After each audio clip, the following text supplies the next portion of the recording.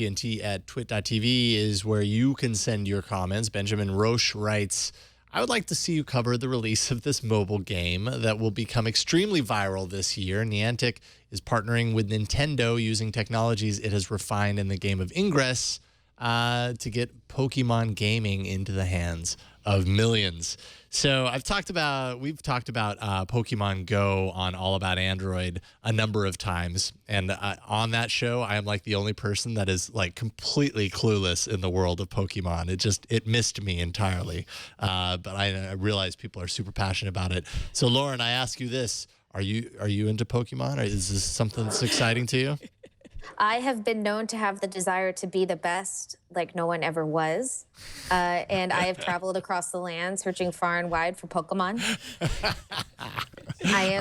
You're getting thumbs up from right. from I think Greg, you're saying something that you have to Google. I know, right? Yeah, I am. I am with a. I'm like a medium experienced Poke trainer. Okay. So. I'm really excited actually for Pokemon Go. Actually, I had a friend of mine text me today that he was in the closed beta, and I'd already asked him how many Pokemon he had caught, and it turns out that he had caught 60 of them, but about half of them were the rat Pokemon, and he was kind of upset about it, which is kind of the beauty of this Pokemon Go, which is that you sort of take the core function of Pokemon, which is to use your little avatar and wander around and then catch cool looking monster animals and then have them become your friends and fight for you, but do that in real life, which is just what every person who plays Pokemon has ever dreamed about.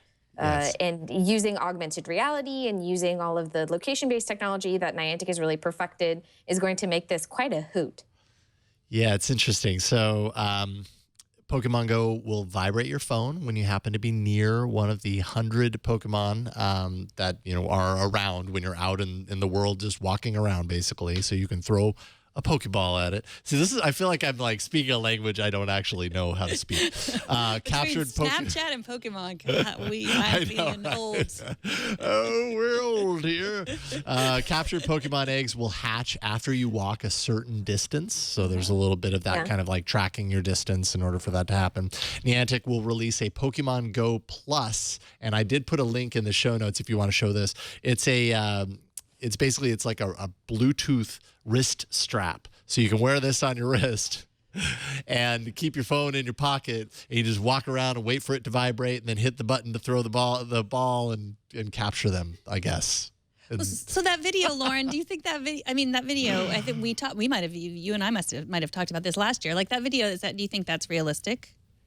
So this is actually the really interesting part, which is that Pokemon is such a treasured property, especially for people, particularly of my generation.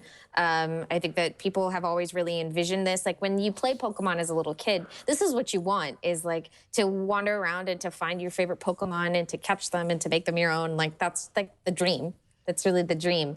And I think that what a lot of people I've heard who are huge fans of Pokemon have been concerned about is that that expectation isn't going to meet the reality of what is actually going to be in front of them. And I think that that's really the important part, is that by taking a really sentimental property that a lot of people really care about and sort of adding this new augmented reality structure around it, people are going to have really, really high hopes that this is going to be everything that they dreamed about when they were a kid. So Niantic will commit no small feat if it's able to sort of make a successful version of this game that people really identify with and want to keep coming back to beyond it being a novelty.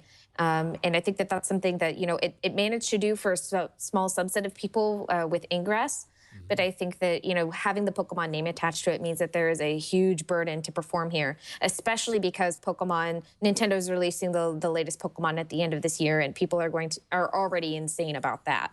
So it's, still such a huge property. And again, it's a really sentimental property for a lot of people. So there's a lot to live up to. Yeah, especially when you consider that it's all the action is happening on your small smartphone, screen. So it's got camera pass through to kind of let the real world kind of pass through, and then, superimposes the action on top of that. So there's a little bit of that look through the looking glass sort of thing. But it almost seems like in order for it to really live up to kind of like the promotional video, like it's not going to look like that. That almost looks like augmented reality goggles walking around. And I bet you at some point we will probably see that, and it'll just be normal to walk down the street and see someone with their I don't know, their VR goggles on, walking down the street searching for Pokemon. That won't be weird at all. No. I knew you'd be the perfect person to talk about it, by the way. It's, as I said, it. in her wheelhouse. Yes. Yeah. She was like, oh, do you know anything about Pokemon? I was like, the better question should be, did you already pick the starter for the next game? Because the answer is, in fact, yes, I'm going to be going with the leaf type owl with a bow tie. You're welcome. Already ready. Already there.